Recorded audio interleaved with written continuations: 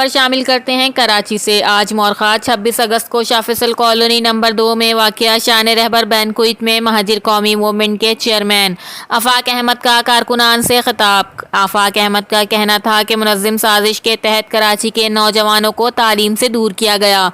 उनका तमाम सियासी जमातों के लिए पैगाम है कि तमाम सियासी जमातों को मिलकर चार्टर ऑफ डेमोक्रेसी दोबारा साइन करना पड़ेगा। मजीद उन्होंने ताजिर बरादरी और शर्जील गोपलानी के हक में बड़ा मुतालबा किया कि फौरी तौर पर उनके मुकदमात वापस लिए जाएं।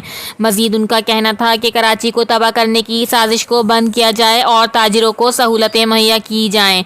District reporter Ishtiaq Ali Maulai, Karachi, CCN news. जो हमें मालूम है, जो हमने पढ़ा सियासत में और आइन के अंदर जो इख्तियारात पढ़े, हुकूमत और अपोजिशन डिसाइड करती है इलेक्शन से पहले केयरटेकर सेटअप का। कौन नहीं जानता कि ये जो केयरटेकर प्राइम मिनिस्टर आया, इसकी लॉन्चिंग कहां से हुई, वो लॉन्चिंग पैड कहां है,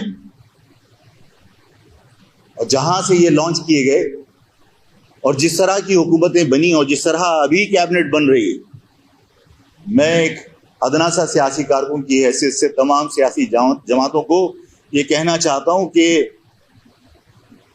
जो कुछ अब तक आप करते रहे, अगर इस मुल्क से हमदर्दी है और इस मुल्क के अवाम से हमदर्दी और जमहूरियत के आप लोग अपने आप को दाई बनते हैं, तो एक और चार्टर ऑफ डेमोक्रेसी की तैयारी कर लीजिए, एक और MRD की तहरीक की तैयारी कर लीजिए।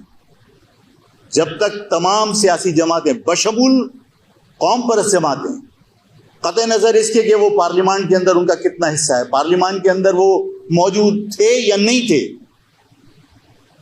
तमाम सियासी जमातें, तमाम मकतब फिक्र के लोगों को मिलकर चार्टर ऑफ डेमोक्रेसी दोबारा साइन करना पड़ेगा। और मुझे जो हालात लगते हैं दोबारा से